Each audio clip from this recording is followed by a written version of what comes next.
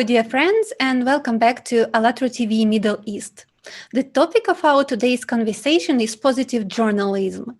And my pleasure today is to welcome our precious guest from Dubai, Anne-Marie McQueen. Anne-Marie, hi, how are you? I'm good. How are you?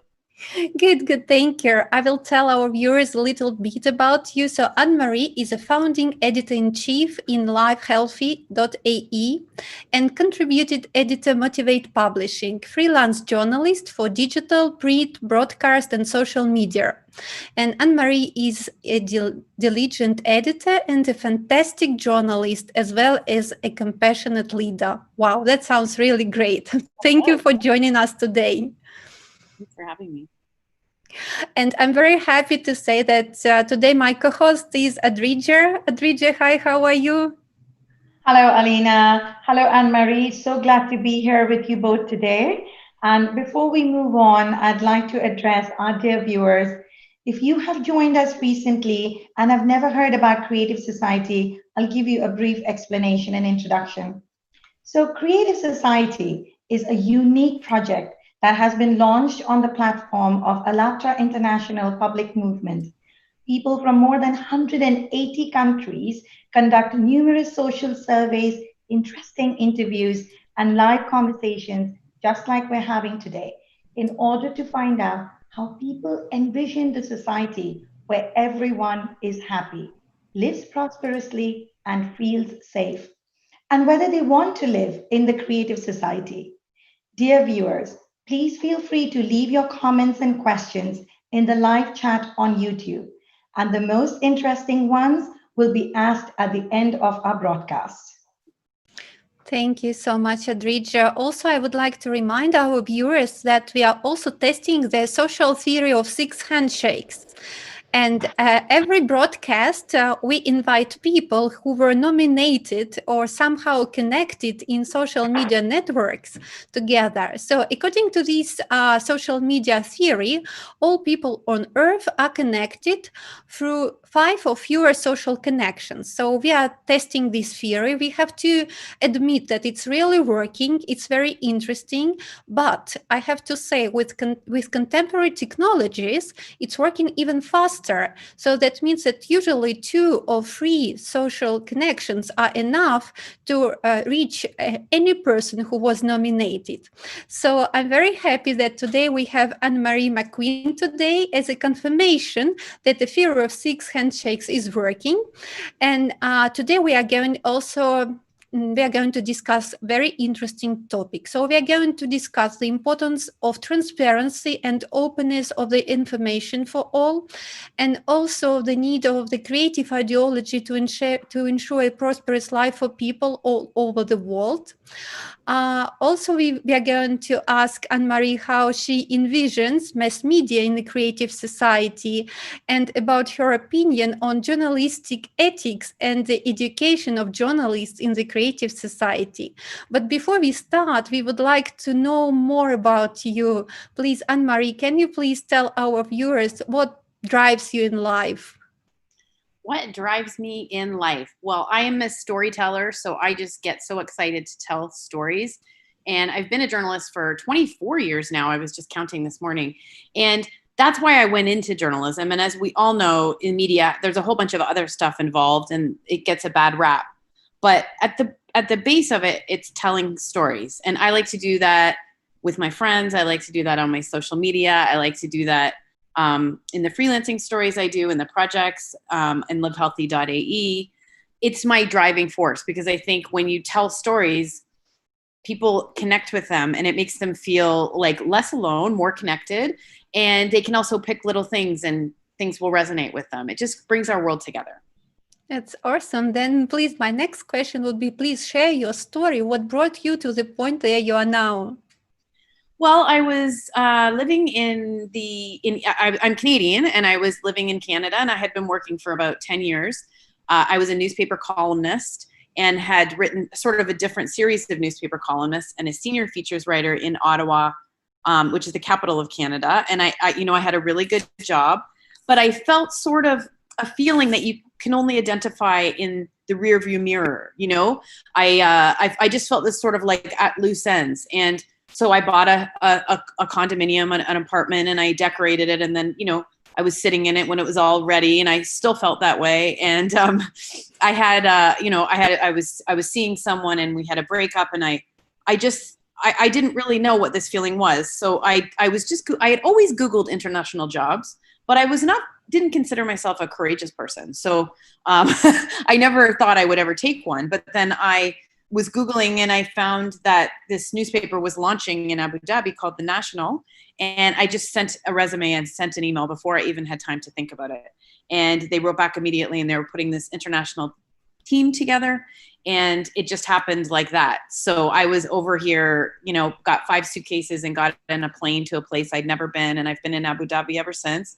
And then about 3 years ago, I decided to become a freelancer after, working here for almost 10 years. And that's been the most exciting thing, because I loved my time at The National. I worked my way up to the features editor there, but freelancing has enabled me to just do so many different things. And when you work for one place, you don't have the freedom to do that. So that's where I am now. I'm a freelancer living in Abu Dhabi. Oh, thank you. That's awesome. Oh, today we are also having a very much international team, because you are in Abu Dhabi, I'm in Dubai, but Adrija is in London. So yes, great connection, and let's continue. That was a great start.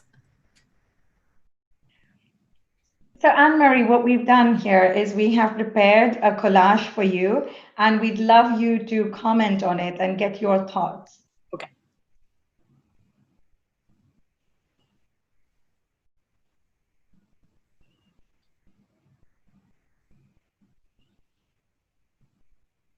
It'd be great to understand, Anne-Marie, you talked about your journey. What keeps you motivated? So what is your personal inspiration? And what motivates and drives you in what you're doing? And all the impact that you're having in society by being the voice. And also maybe the photos. Can you see now these photos, these collage? I can see them. I can see them. Maybe you can also tell us more about these people and these moments. Well, I see my brother, me and my brother on our vacation in the East Coast. And I also see me and my nephew, Eddie. We all went on a family vacation last year in the East Coast, my brother, his wife, my niece and nephew, and my father. So that was amazing. We went in the East Coast of Canada.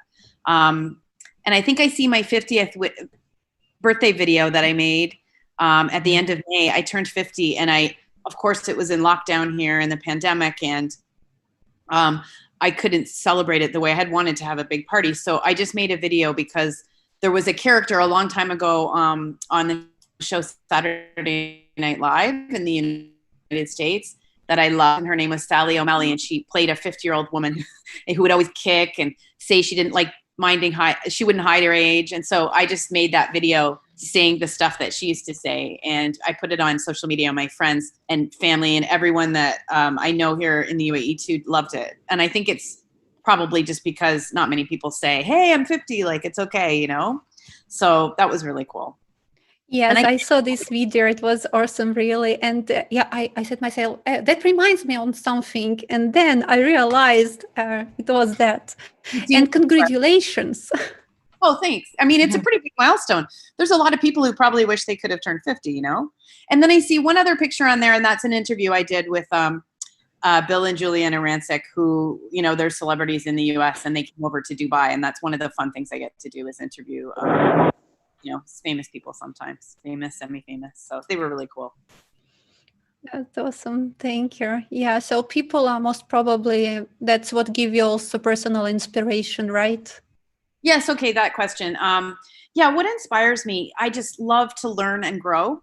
And in times of my life when I haven't been learning and growing, when I've been comfortable, which you need those times, my last couple of years at the National, I was like that because you reach a job and then you start doing that job more. And then, if you're someone like this, like me, and I think a lot of us are like this, when you're not pushing yourself, and you can push yourself in your job a lot, but when you get that call to go try something else.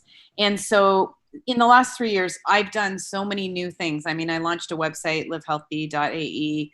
I freelance, I've done radio, I've done video, I've done, I launched my own newsletter called hotflashinc.com that I'm hoping to grow that into a sort of menopause positive organization.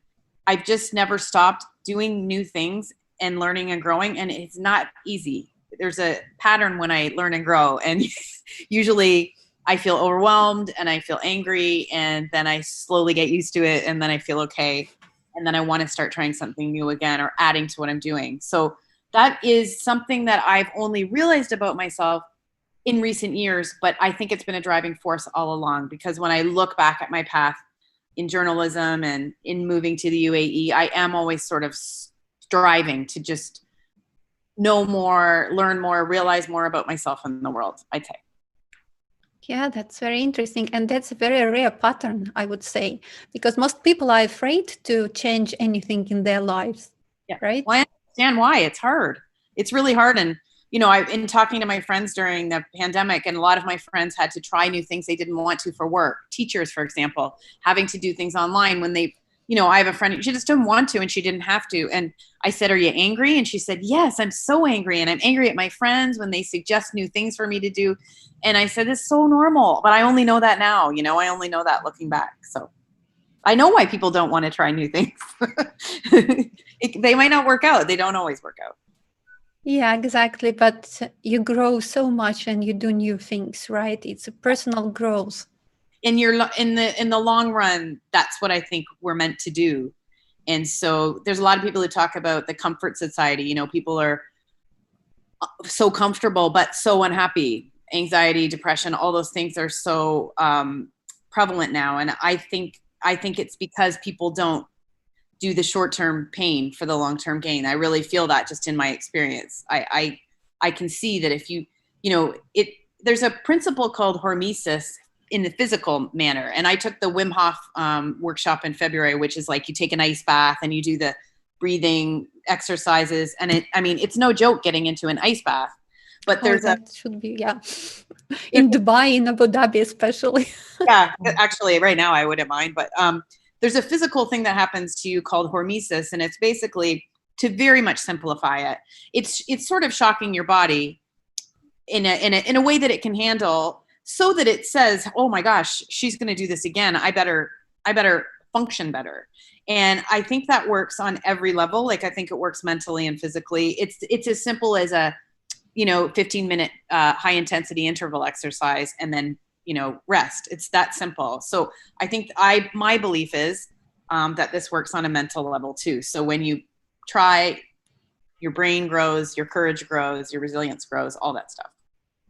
Oh, great. And finally, you get that creative energy which can really change the world, which can change this life, or your life and life of other people as well. And this creativity, it comes, then you go out of your comfort zone. That's the point, actually. Yeah. And as a creative society is the topic of our interviewers. So creative society is such a society that everyone feels happy, that we all live in the conditions that we can develop, we can grow, we can live prosperously, we can respect each other. And how do you envision such a society where you and your beloved ones would feel like that? Well, that's a tough one, because we're in a very polarized world now. And I think social media has made that a lot worse. So there's a lot of people telling you how you should feel about something. And that's difficult, especially now. But I think when you're taking care of yourself physically and emotionally and mentally, and you're doing work that you enjoy, and you're with your family and taking care of them and I think that puts you at a higher vibration. And I think that attracts people of a higher vibration to you. And I think that that's how we spread creativity, inspiration, hope, and happiness throughout the world. Because we all know that feeling of when you don't feel like that. We all know that feeling when you wake up one day and you're low and you're resentful, and nothing good comes from that. And look, you can't feel good. I don't know if you can feel good all the time. I don't feel good all the time. But I do believe that when I'm taking care of myself and making sure that I'm living my life to the fullest, that I will vibrate like that. And then that, I've read studies that show that's much more powerful than, a bad mood or a negative person. So that's just my personal belief. I can't change other people, but I can meet them at a higher level. Yeah, that's why I think your new project is how it's called, the e-newspaper lifestyle. Yes, lifehealthy.ae. Healthy.ae, yes. Exactly. We launched that about 2 years ago. A former editor at The National got me to do that for him. And it's the only men's and women's health and wellness publication in the UAE. It's all digital, and we have a Live Healthy festival. We're branching out into webinars. We have a livehealthy.ae podcast. And, you know, we really wanted it to be about moderation. So not, you know, these crazy muscle bound people, and not really extreme diets, and not interventions, just, you know, little changes that you can, everyone can incorporate, and lots of, you know, not so much focus on the physical, although we do, mindfulness, sustainability. We wrote things during the pandemic. You know, I thought, I can't compete with newspapers, and they're spreading a lot of bad news, but I can't compete. We have, you know, it's a very small operation, and we had to cut our budget like most people did. So I decided that we would focus on good news, because other people weren't doing that. And our traffic was so much higher because of it, because I think people were getting, you know, negative headlines attract people to click on them. We know that. That's like, people have studied that. But I think people were really looking for something to be positive about. And there was so much to be positive about. So many happy stories of people coming together. And there were positive stories about the pandemic not being as deadly as we perhaps once thought it was, and not spreading in ways that we thought. And so that was just a decision I made just out of necessity. I couldn't cover it, but I saw how that resonated, and that sort of reaffirmed my beliefs about, you know, positivity. Awesome. And that's really amazing to hear, Anne-Marie, because, you know, all the things that you said about positivity and about the higher vibration is what's so important, and the basics of a creative society, isn't it?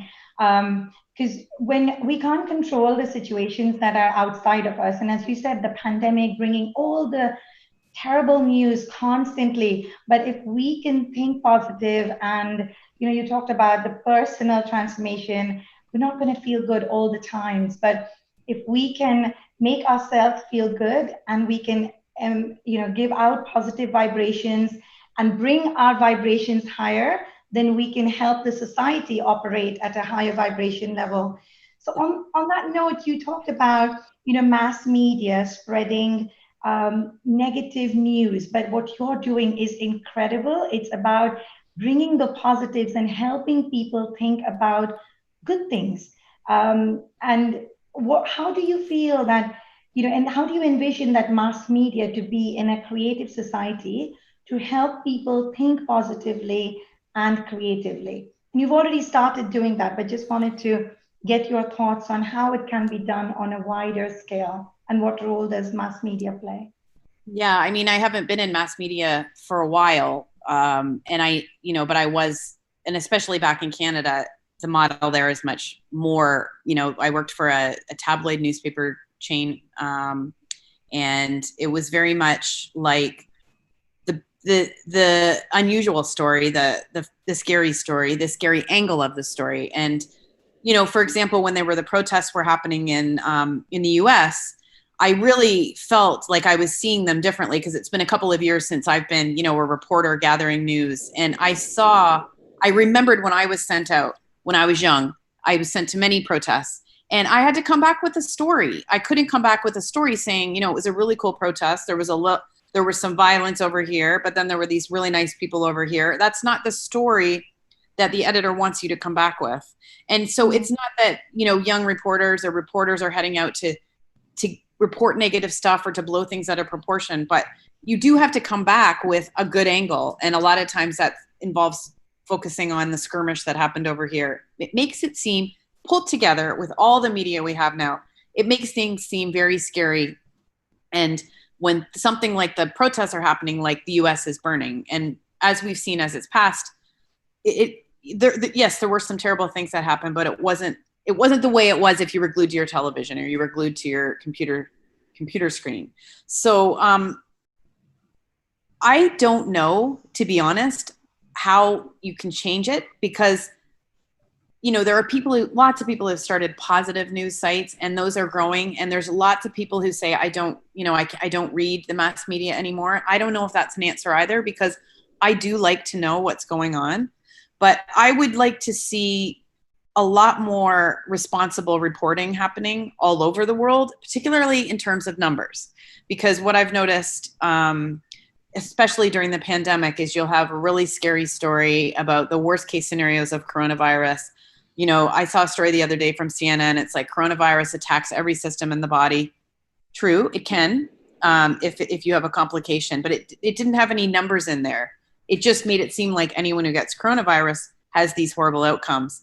And numbers are so important in telling every story. So that's one thing, just more responsible reporting. And I don't really know. I don't know how else to do it, because I've worked in newspapers for a long time, and I was always sort of the squeaky wheel. And an editor just said to me the other day that I worked for back in Canada, you will always have thought differently. And a lot of times I think maybe I wasn't meant to be in the mass media because I'm not jaded, and I don't think everyone is, everyone is out to get you, which is sometimes what you think when you read the newspaper or watch a TV show. I don't know, as long as people are chasing ratings and advertising drives news, I don't really know how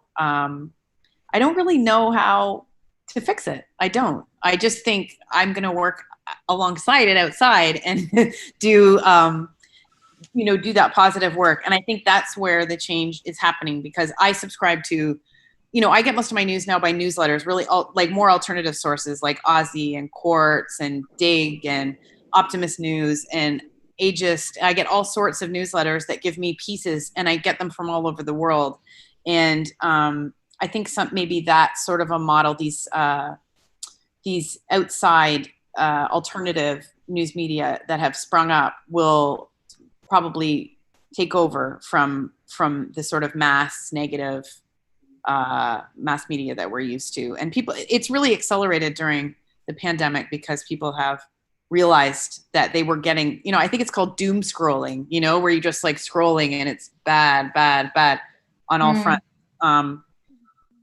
I think that's changing. Yeah, I think, but I'm not sure the structures that exist will be able to change themselves. I think it maybe will be alternatives that will do it. But you've already started it, Anne-Marie, with your newsletters. So the mass media will always continue to be there. But, people like you have started these inspirational newsletters where you're bringing the positive stories. You're right. When people talk about coronavirus, all they're talking about is, we're stuck at home during lockdown. We can't go here. We cannot travel. Our children are not getting educated and all of those negative things. But, through your newsletters and other newsletters that are focusing on the positive, I think we're teaching people that enjoy the moment. This is the time that you can stay at home, reconnect with your loved ones, make the most, pick up a new hobby, do all the things that you couldn't do previously.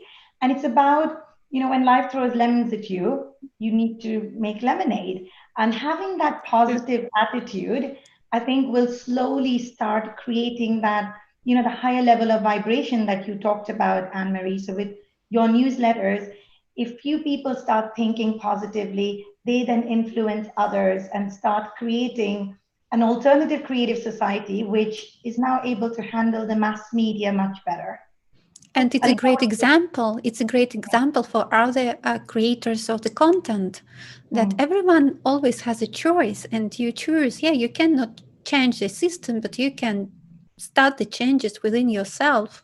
And yeah, that's the way how you go out of your comfort zone. Yeah, but at the same time, that's how you start to change the world, and that's really very much inspiring. Mm-hmm. I also believe that there's a lot of people who spend a lot of time trying to change the world, and I really do believe that the best way to change the world is to work on yourself and make sure that you're taking care of everything that you need to take care of. Because if you haven't, I've spent a lot of time in my life being out of sync and out of balance and being upset because I didn't have certain things. A good example is I haven't been married or had kids. And in my 30s, I spent a lot of time beating myself up and searching for that and thinking there was something wrong with me. And then so once I just got right with that, like the way my life is, not making it wrong, and then pursuing what I really want to pursue in my heart, I'm a much happier person. So I can speak to that really strongly. It's taken me a long time to get to that place. But when you can just be really honest with yourself about what's working, what's not working, what you like to do, accept what you've done, and make plans for where you're going, I think that you can be a lot happier. And then I think that work a lot of people don't want to do, you know? I see that a lot in friends my age, and people my age, is that they're very comfortable. They've got a job, their partner, and they're unhappy. And so, you know, I appreciate people who will go out and do tons of volunteer work and try to change the world. But I think the first thing you can do is just work on this, you know, and there's a lot of help out there. So. Absolutely. True. Yeah. And we have another question for you.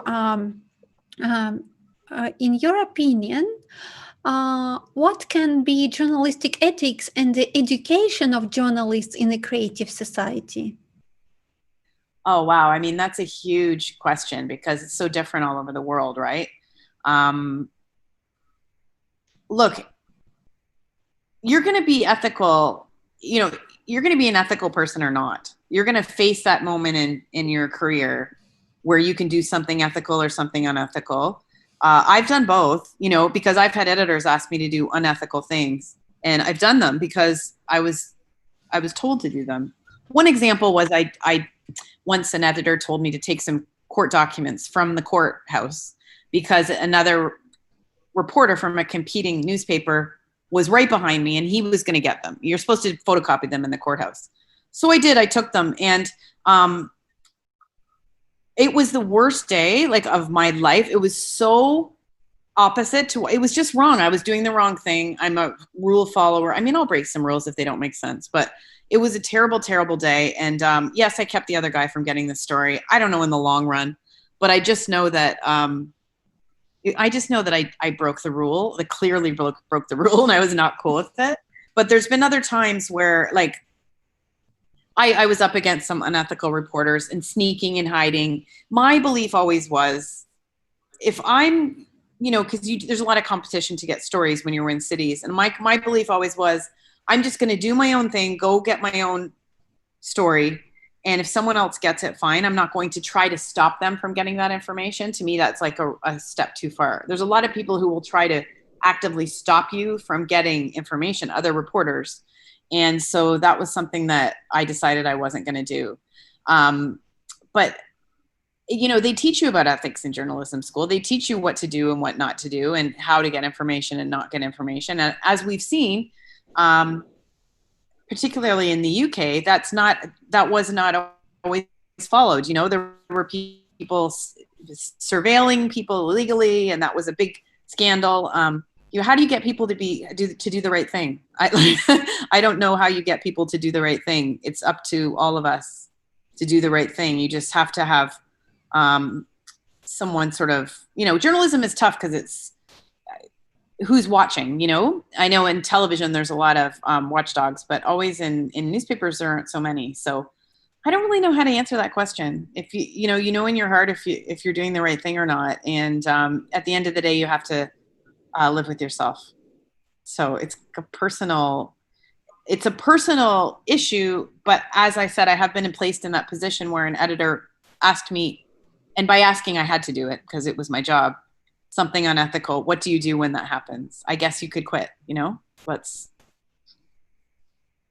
I didn't, but life school.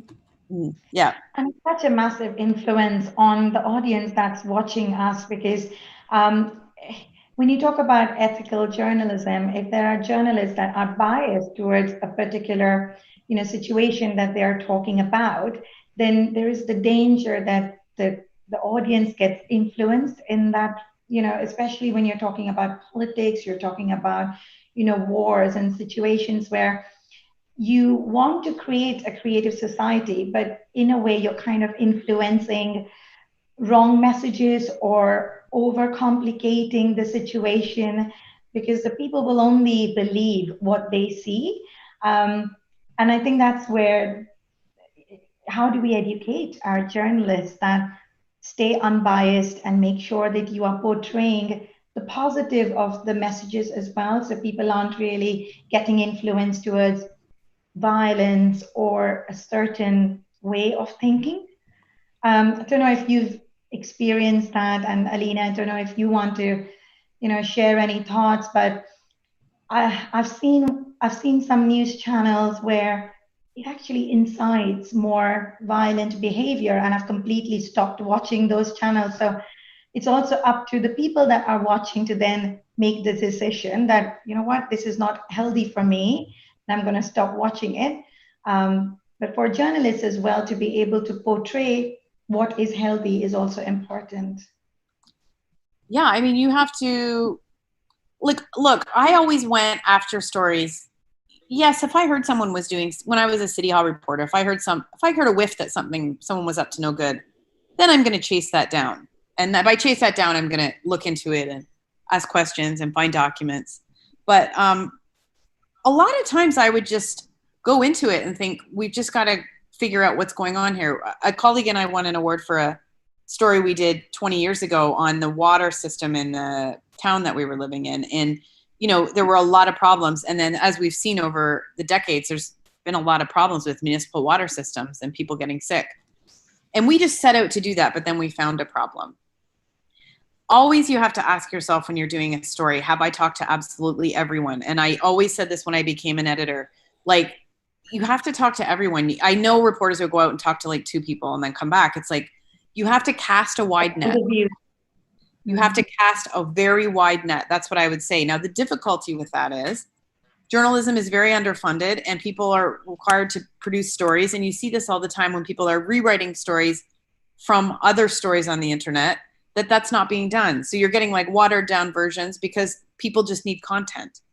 The goal, though, is to cast as wide a net as possible. And I don't know how many times I've been working on a feature or a series or an investigative series where at the last minute I got to get this one person. I got to get them. In my mind, I can't do this without that person. Then I would get a completely different angle, a completely different set of information from them.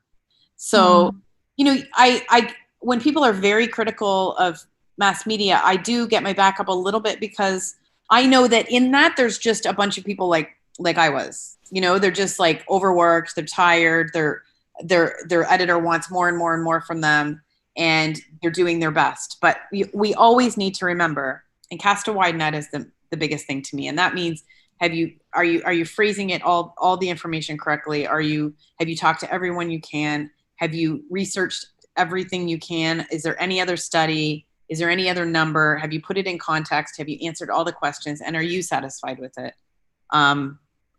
Yeah, other than that, I don't know what people are supposed to do. Just be responsible. Absolutely. That's a very powerful message. And also it concerns every sphere of our life, being responsible, being honest, everything what you mentioned today, because this is what we are lacking nowadays in our society. And actually, what sociologists, they call our society consumerism format for society. And it does not only mean that we are consumers oriented to buy more goods, but it concerns every sphere, how we treat each other, what kind of relationship we have with people around us, how we treat ourselves. So many things to be thought of. And like the creative society is a kind of another vector of development for the society. There we all become wiser and we all become like smarter, and we love ourselves and love each other, and we develop and we grow all together.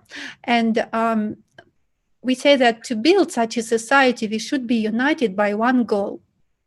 And the basis of such a society can be 8 foundations of the creative society. And dear viewers, if you want to know more about them, you can go to the webpage allatraunites.com, and you can find an article, The Foundations of the Creative Society and the Stages of its Construction, which was published recently. And I will just shortly introduce to our viewers and to Anne-Marie what are these 8 foundations based on which we can change the vector of our society to a vector of development and growth. So the first one is human life, the second one is human freedom, the third one is human safety, the fourth one is transparency and openness of information for all. The fifth one, the creative ideology. The sixth one, development of personality. The seventh one, justice and equality, and self-governing society is the last one. Yeah, so these are the foundations, and they are pillars which we can accept, each of us personally, and apply them in our everyday life, which will definitely bring our society to the vector of prosperous development. That's good. And today, maybe, if you don't mind, we would like to discuss with you, Anne-Marie, the importance of the pillar, which is called transparency and openness of the information for all. And if you don't mind, I will read it to our viewers and to you. So, transparency and openness of information for all. Every human has the right to receive reliable information about is it this one? It's economic. No, sorry, let's touch the creative ideology. Sorry, I was talking about creative ideology. So creative ideology should be aimed at popularizing the best human qualities and stopping everything that is directed against a human. The main priority is the superiority of humanity, high spiritual and moral aspirations of a humanness, virtue, mutual respect, and strengthening of friendship. Creating conditions for the development and education of a human with a capital H, cultivating moral values in each person and society, prohibition of propaganda of violence, condemnation, and denunciation of any form of division, aggression, and anti-human manifestations. So basically, this is the Creative Ideology Foundation, Anne-Marie. And what would you say about this one? How can we apply this one in creating content? Wow, that's an interesting question, because when I just get ideas that come to me, that's usually how I create content, or I notice patterns in trends that are happening. So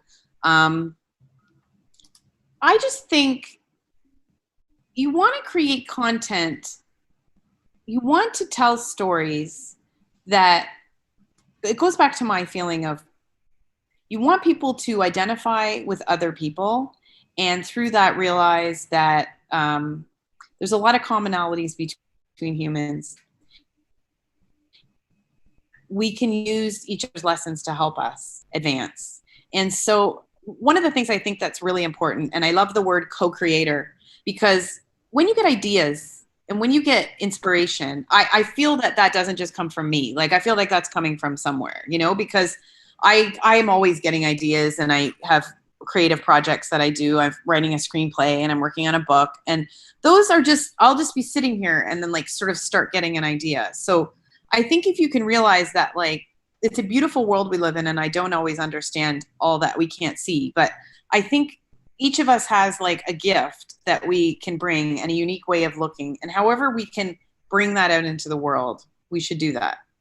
So if you get an idea, for content, like if I get an idea for a story for Live Healthy, for example, like I think, okay, that's come from somewhere, that needs to be told, it needs to get out into the world. And I've thought that a lot in my career. And then when, however it takes shape and form in being published, it came from somewhere and it needs to live. Does that make sense? Yeah, absolutely. Yeah. Because we do, like everything we do, everything good what we do comes from this creator inside ourselves, right? And to be really creative, you can't be really creative if when you are in a bad mood, then you're down, then you're angry, Yep. then you're offended. Yep. It's absolutely true. And I have to do that all the time because you can't, when 2 weeks ago, I had a very bad week. I don't know what it was. They said there was an eclipse. I don't know. I just had a really bad week. I was tired. I was grouchy. It was torture doing all my various projects. It was terrible. So yeah, the more at peace you can be with yourself, the more calm, the more okay, the more your ability to be creative. That's absolutely 100% true. It's shown to me on a daily basis. If I worked out in the morning or I didn't work out, or I just go for a walk and then sort of like ease things up and get in a better mood, and then ideas start to flow. It's the number one thing you can do to be creative. Yeah, absolutely. And Anne-Marie, I really think that, creativity is all within you, and, you get inspiration from everything around you. And if you are in a very calm and composed state of mind, then everything around you looks beautiful, and then you just get inspired. So how important do you think, the foundations that Alina just walked us through, the 8 foundations of a creative society, how do you think these are for each person? How important are they for the society and humanity in general? Yeah, they're all great. And I think it's a good model to follow. I think if you're just taking care of those things and taking care of yourself and keeping your chin up, you're going to be ultimately a lot more creative. And the more creative people there are around us, that's inspiring. I absolutely love being around other creative people. And I love reading about other creative people. Those people who just had an idea and it seemed crazy, but they did it anyway. So yeah, I think it's very important. Yeah, that means that information also can influence us. That's why then we are surrounded by the positive information and positive examples of creative people, and everything like what we see, we hear is stimulating our creativity. Then like we can do a lot more. We can really like move the mountains. Yeah. Yeah. Yeah, Anne-Marie, I would like to ask you, as a professional, what do you think could be the best way to inform people about such an initiative as a Creative Society project? I think social media is great. TV is great. Yeah, that's pretty much it. Social media, TV. And then word of mouth, like telling other people about it, I think is another thing. I'll tell people about you guys after. Mm-hmm. You talked about storytelling as well, Anne-Marie, and I think that's a very, very powerful tool, because being surrounded by people that inspire us and being able to tell those stories, that if we were able to create a creative society, recreate our lives and make ourselves much more stronger and happier, I think that is a really amazing way. And what you're doing through your newsletters is telling those stories. So we need more people like you to be sharing positive stories of people, of things, of situations and circumstances, that gives those multiple lenses for people to think that, there is not only one right answer. There are different ways of looking at people and looking at situations. Mm-hmm. Absolutely. Absolutely. Yeah, and we ask one same question to all our guests. Would you like to live in a creative society, Anne-Marie?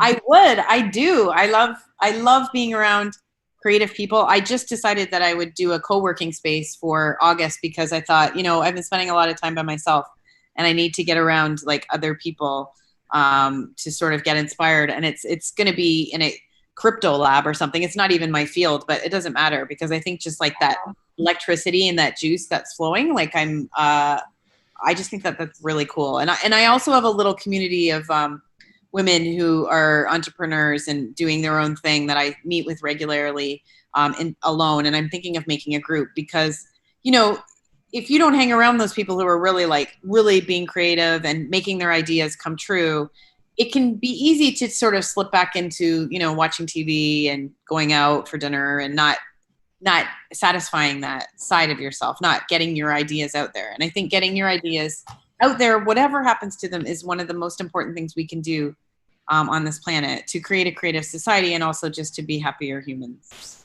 Yeah, happiness is everyone is looking for, actually, right? Yes.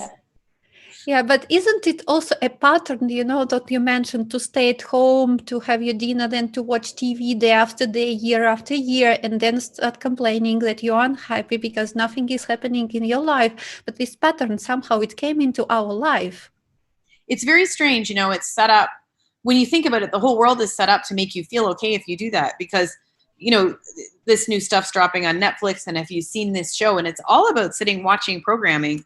I love to watch this, like, I choose very carefully what I watch, and I watch one show at a time, and I finish it, and then I choose very carefully another one, and often comedy, but like, not, you know, I don't think there's anything redeeming or anything that will make you happy about watching series after series after series after series and spending much of your weekend and most of your nights doing that. That's, you know, I have done that. I have been in situations where that's been a part of my life and I wasn't happy. I just remember thinking, I want to be doing, you can't just like you can't just shop and buy. You can't just consume other people's information all the time. It has to go outward. And I think that if you can trim down a little bit of that consumption, it will make you a lot happier.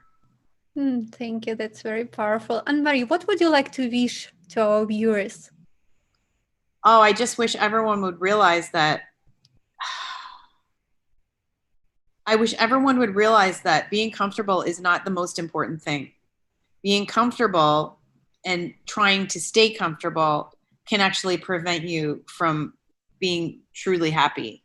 And I don't know that it's possible to be happy all the time, but it's possible to be a pretty happy person. And it takes stepping outside your comfort zone over and over and over and over again. That's what I would wish for everyone to know, that that's okay. And it's going to be okay. You'll be angry and annoyed and wish you hadn't and overwhelmed. And then you'll be okay. That's what I wish. That's an amazing message. Thank you very much. Thank you, Anne-Marie. Thank you for today's conversation. It was very much interesting. And dear viewers, I hope you also enjoyed it as much as we did. And if you would like to join the Project Creative Society, visit the webpage allatraunite.com and you'll find the red button Join Us. All you need is to fill out a very short and easy form, and the participants of ALLATRA International Public Movement will contact you. Also, if you would like to participate in our live conversations, please send us an email to uae@allatraunite.com. And if you would like to participate in broadcasts and podcasts on ALLATRA Radio, please send your ideas to info@allatraunite.com. As volunteers of ALLATRA International Public Movement, they are running daily shows on ALLATRA Radio as well. And please don't forget to share our broadcast in social networks using the two hashtags, #Creative Society and #ALLATRA Unites. Leave your comments below and also join the 6 Handshakes initiative. After all, the more people find out about the possibility of creating a creative society and united, the faster we can begin to implement it. Thank you all very much and see you soon on ALLATRA TV Middle East. Thank you. Thank you, guys. Thank you.